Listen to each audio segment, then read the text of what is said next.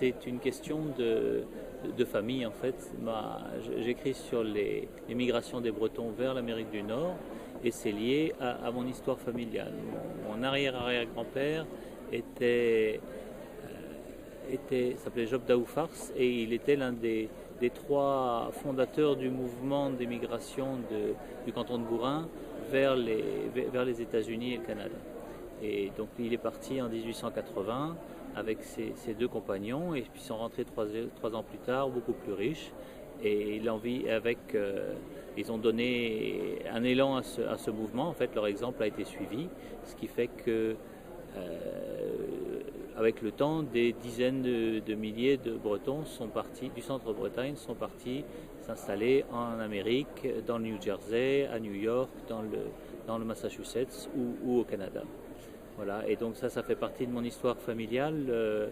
Mon arrière-arrière-grand-père est retourné ensuite aux États-Unis, dans le Connecticut. Il s'est acheté une ferme. Il a fait venir sa femme et sa fille. Il a fait venir des gars du pays pour l'aider à travailler dans sa ferme. Et puis, sa fille a épousé l'un de ces migrants. Et mon grand-père et son frère sont nés là-bas au début du XXe siècle. Et donc, mon grand-père a vécu en fait en Bretagne.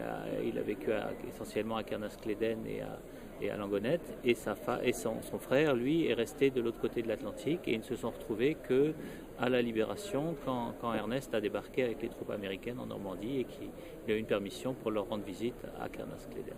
Donc c'est la légende familiale en fait qui m'a poussé à m'intéresser à ce mouvement des Bretons vers les États-Unis. Donc j'écris ça épisode par épisode, chapitre par chapitre, et puis donc il y aura d'autres périodes à traiter bientôt. Le prochain volume sera sur la période de la Révolution jusqu'à la Restauration. Et puis ensuite, je m'attaquerai à l'émigration des montagnes noires. Donc là, ce volet-là, ce volet qui touche essentiellement le XXe siècle jusqu'au loi Johnson sur l'immigration de 1965. Alors, les Bretons sont revenus au pays pendant longtemps. Les primo-immigrants revenaient et on voit au pays de Gourin en particulier, il y a eu pas mal de belles maisons qui ont été achetées, c'était le pays des Américains.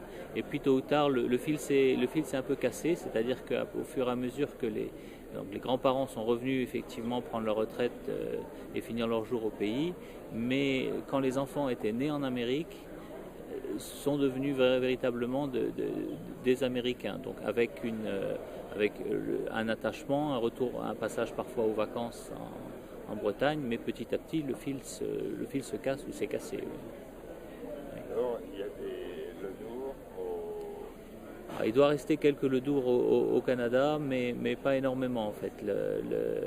Là, du côté de la famille de mon grand-père, de mon arrière-grand-père, il n'y a plus personne là-bas. J'ai rencontré la veuve de mon grand-oncle quand j'étais aux États-Unis dans les années 90, mais maintenant il n'y a plus personne.